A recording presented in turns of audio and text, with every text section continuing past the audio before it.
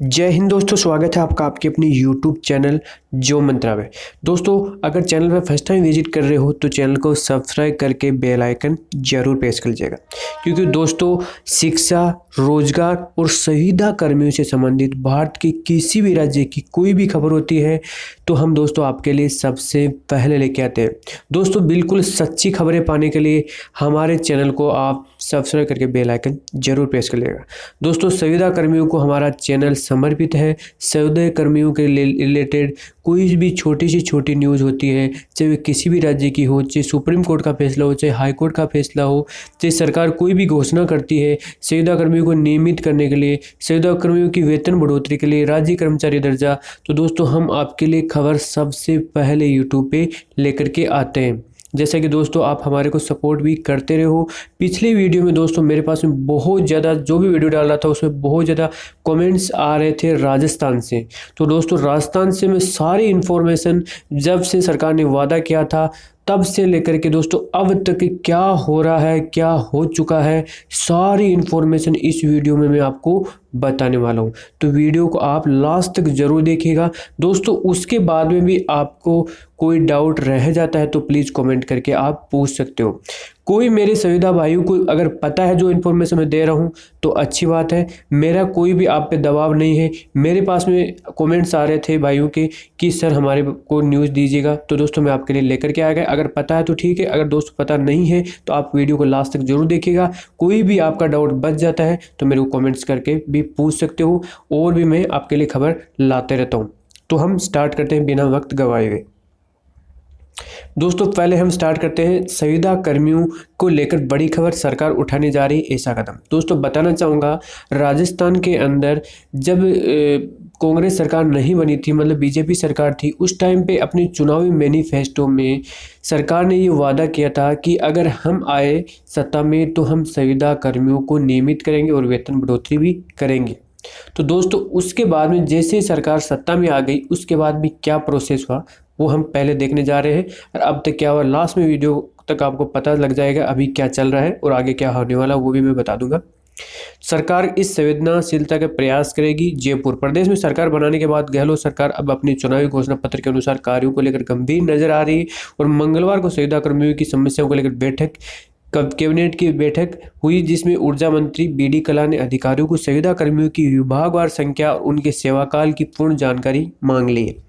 और समिति ने सभी विभागों के कार्यरत संविदा कर्मियों को विभागवार संख्या, कब से कब कार्यरत है आदि की पूरी जानकारी मांगी। उसके बाद में न्यायालय में लंबित मामलों की वस्तु स्थिति और सरकार के स्तर पर हुई कार्रवाई का ब्यौरा भी मांग लिया गया। अगली बैठक में इनकी जानकारियों पर गंभीरता से चर्चा होगी।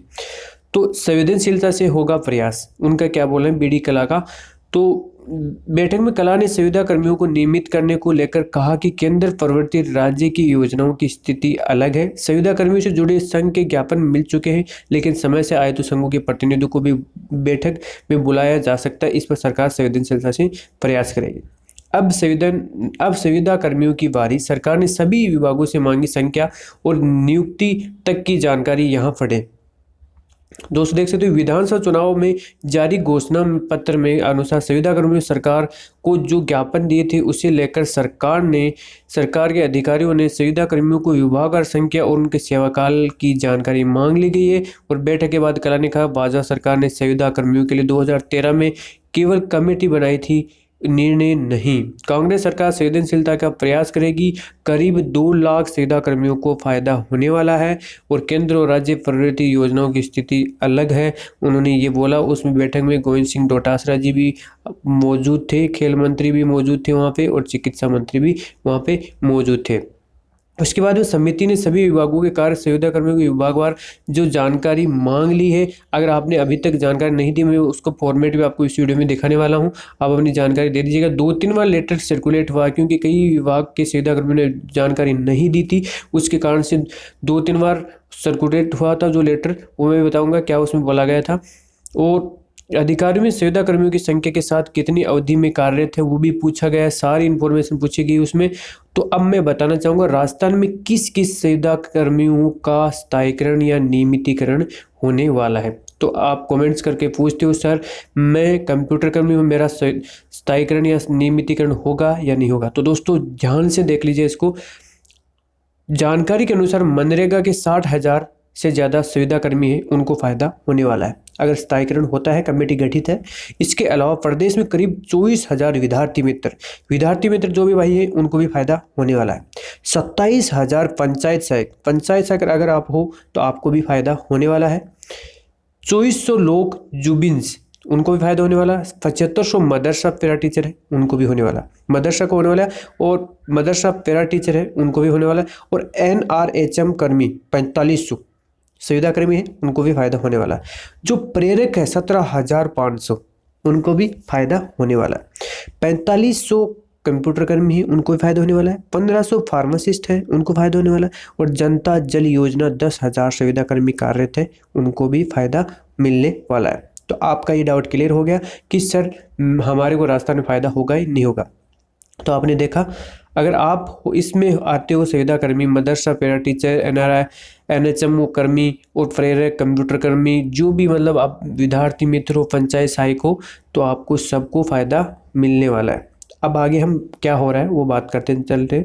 तो कमेटी दोस्तों गठित की हुई है उसकी, क्योंकि कमेटी का मेन मकसद था कि वो उस पूरी जानकारी आपकी लेगी, कौन कितने टाइम से काम कर रहा है, संविदा कर्मी किस विभाग में कर रहा है। आपको फॉर्मेट में लास्ट में दिखाऊंगा कि क्या क्या इन्फॉर्मेशन मांगेगी। उसी के बेस पे कमेटी डिसाइड करेगी कि किन किन को नियमित करना है और उसके बाद में कितना इनका वेतन बढ़ाएं, जिससे सरकार के भी बोझ नहीं पड़े। सारी चीज़ें दोस्तों इसमें मायने रखी जाती है, क्योंकि सरकार ने वादा किया है तो उस पर निभाना चाहिए। और आई थिंक अभी तक तो लग रहा है कि सरकार वादा निभाएगी, क्योंकि जानकारी ले ली गई है, कमेटी गठित कर रखी है। तो सरकार अगर संवेदनशील है, जल्दी ला सकती है, तो हमारे भाइयों संविदा कर्मियों को फ़ायदा हो सके और समस्याओं की संवेदनशीलता के साथ ही हल करने का प्रयास करेगी। संविदा कर्मियों से जुड़े संघ ज्ञापन भी उनको मिल चुके थे। संविदा कर्मियों को किया जाए नियमित, ABVP ने दिया CM को ज्ञापन। धौलपुर की न्यूज़ है, वेतन के बारे में भी इसमें बोला गया। अखिल भारतीय विद्यार्थी परिषद इकाई ने धौलपुर के द्वारा राजस्थान की सभी संविदा कर्मियों को नियमित करने को लेकर कलेक्टर के द्वारा मुख्यमंत्री के नाम ज्ञापन दिया गया। और छात्र संघ अध्यक्ष अभिनव सिंह ने बताया कि राजस्थान में बहुत ही कम मानदेय पर काफ़ी संविदा कर्मी कई वर्षों से काम कर रहे हैं। उनमें से अधिकांश संविदा कर्मियों को तो 2,000 से लेकर के 6,000 रुपये के बीच मानदेय दिया जा रहा है। यह राशि न्यूनतम मजदूरी से भी बहुत कम है। इतनी राशि में कोई व्यक्ति अपने परिवार का पालन पोषण कैसे कर सकता है? इसके कारण सैकड़ों संविदा कर्मी आत्महत्या भी कर रहे हैं और संविदा के नाम पर सरकार उसी प्रकार शोषण कर रही है जैसे पुराने समय में राजा महाराजा जमींदार किया करते थे। वे लोग भी काम पूरा करवाते थे और मजदूरी ना के बराबर देते थे। ये ज्ञापन दिया गया है। पंचायत सहायक, विद्यार्थी मित्र, शिक्षा मित्र, पैरा टीचर, लोक जुम्बिश कर्मी, NRHM, आंगनबाड़ी, मदरसा पैरा टीचर आदि को अतिशीघ्र नियमित किया जाए। इस मौके पर आनंद रावत, योगेश त्यागी, आरव त्यागी और भी कई लोग मौजूद थे। संविदा कर्मी को भी दी न्यूनतम स्थायी वेतन श्रृंखला। हाईकोर्ट का ये फैसला है। 12 जनवरी की आप न्यूज़ देख सकते हो। संविदा कर्मियों के लिए न्यूनतम वेतन को लेकर हाईकोर्ट ने भी एक फैसला दिया है। तो दोस्तों, राजस्थान हाईकोर्ट न्यायाधीश अरुण बंसाली की अदालत ने जालोर, पाली, सिरोही जिले में कार्यरत MIS मैनेजर और कंप्यूटर प्रोग्राम के पद पर कार्य संविदा कर्मियों को स्थायी कर्मचारियों के समक्ष न्यूनतम नियमित वेतन श्रृंखला के देने के आदेश दिए गए हैं, क्योंकि 10 वर्ष से वो कार्यरत है पंचायती राज विभाग के अंदर। और अन्य ओर से दायर याचिकाओं को निरस्त निस्तारण करने का भी आदेश दिया गया है। इसमें पूरा अधिवक्ता अभिमन्यु रणजी ने कहा कि संविदा पर कार्य याचिकाकर्ता को 14,000 रुपये मासिक वेतन मिल रहा है। जो हाईकोर्ट का फैसला है उसमें ये बोला गया है कि कोई भी सरकारी कर्मचारी अस्थायी हो ही नहीं सके। उस सरकारी विभाग में अगर काम कर रहा तो अस्थायी हो ही नहीं सकता। राजस्थान हाईकोर्ट ने फैसला दिया। राजस्थान सरकार द्वारा स्वीकृत पदों के लिए नियमित भर्ती प्रक्रिया अपनाते हुए चयनित कर्मचारियों की नियुक्ति आदेश में केवल संविदा लिख देने से अस्थायी नहीं हो जाता। यह राजस्थान हाईकोर्ट का फैसला है। दोस्तों दिखाता हूँ मैं, 27 फरवरी का ये लेटर है गंगानगर। ये इन्फॉर्मेशन मांगी गई है समस्त संविदा कर्मियों के संबंध में सूचना भिजवाने बाबत।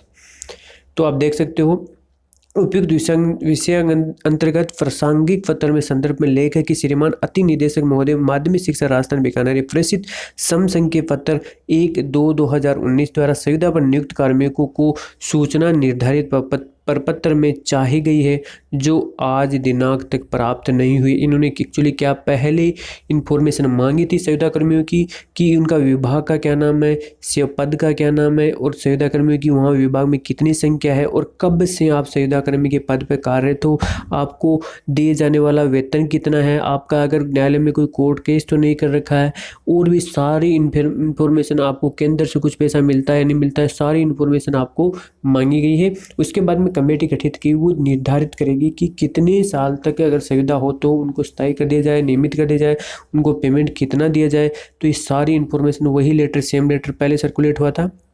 उसके बाद में ये तो आप देख सकते हो ये सारा फॉर्मेट, उसके अंदर आपको इन्फॉर्मेशन देनी थी। तो अब क्या हुआ दोस्तों, अब क्या हो रहा है मैं बताता हूँ दोस्तों। अब कमेटी गठित की हुई है, सरकार का पहले एक बयान आया था कि आचार संहिता लग गई है, उसके बाद में हम निस्तारण करेंगे। कमेटी पूरा इसके बारे में एनालाइज कर रही है, उस पर रिसर्च कर रही है कि कैसे कितना वेतन बढ़ाया जाए, किन किन संविदा कर्मियों को नियमित किया जाए, और भी कई बातें मैटर करती है। सरकार के खजाने पूरा देखना पड़ता है कि कब किया जाए। कई राज्यों में 5 साल से काम कर रहे या 10 साल से काम कर रहे, कैसे डिसाइड करेगी वो है कमेटी बता पाएगी। लेकिन सरकार ने वादा किया था सभी संविदा कर्मियों को हम स्थायी करेंगे, तो सरकार को अपने वादों पे खरा उतरना चाहिए। हम तो यही मांग कर रहे हैं, हम तो यही बता रहे हैं। तो दोस्तों अभी कमेटी गठित की हुई है, कमेटी की रिपोर्ट नहीं आई है। आप लोगों ने अगर इन्फॉर्मेशन संविदा कर्मी हो और नहीं दी है तो प्लीज़ इन्फॉर्मेशन दे दीजिएगा, अपने विभाग में पूछिएगा, और इन्फॉर्मेशन अपने देने के बाद में जो भी लेटेस्ट अपडेट आएगा मैं आपके लिए लेकर के आऊँगा। तो दोस्तों ये थी संविदा कर्मियों से संबंधित लेटेस्ट अपडेट। संविदा कर्मियों, आंगनबाड़ी कर्मियों और गवर्नमेंट का कोई भी जॉब आता है दोस्तों, हम आपके लिए यूट्यूब पे सबसे पहले कहते हैं चैनल को सब्सक्राइब करके आप बेल आइकन जरूर प्रेस कर लीजिएगा, और वीडियो को लाइक करना और अपने संविदा कर्मियों दोस्तों में शेयर जरूर कर दीजिए, जिससे उनको भी पता चल सके कि अभी क्या चल रहा है। तो दोस्तों ये थी पूरी खबर, हमारे साथ बने रहने का धन्यवाद। जय हिंद, जय भारत।